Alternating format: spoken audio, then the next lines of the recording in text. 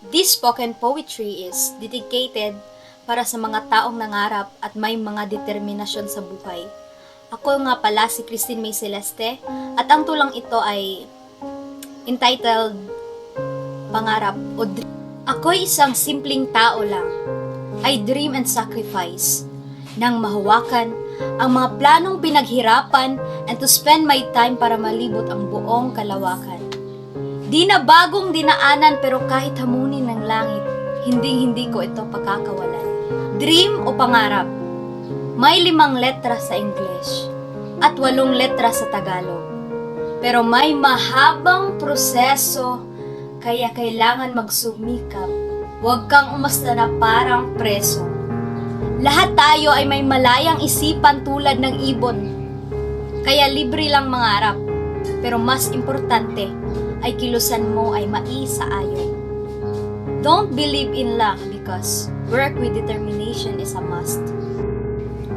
Don't waste your time in luck kasi walang mapapala kung maghihintay ka lang palagi. Huwag muna sa iba. Mas unahin ang sarili. Tandaan mong sarili mo lang ang tunay mong kakampi. Lahat. Oo, lahat. Lahat ng maganda mong pinagdaanan ay dapat mong mapanatili. Tulad ng alon sa karagatan, lahat tayo makakaranas ng pagsubok na walang hanggan. May mga tao ring patuloy tayong hinahatulan. Oo, hinahatulan. Hinahatulan tayo sa kung anong naranasan natin noon. But I always put on my mind that I don't regret my past. I just regret the time I have wasted with the wrong people and person.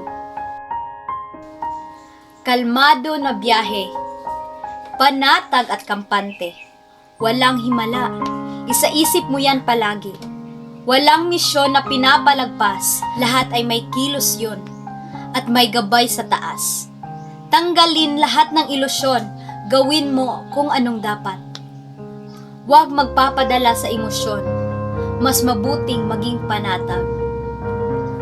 Hindi ako nagmamalalim o nagmamalinis.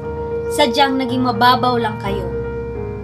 There's a lot of chances and there's a lot of opportunities everywhere. Ang nais ko lang sabihin ay, ang swerte ay di makikita sa guhit ng palad mo, kundi nasa kapal ng mga kalyo. Pangarap.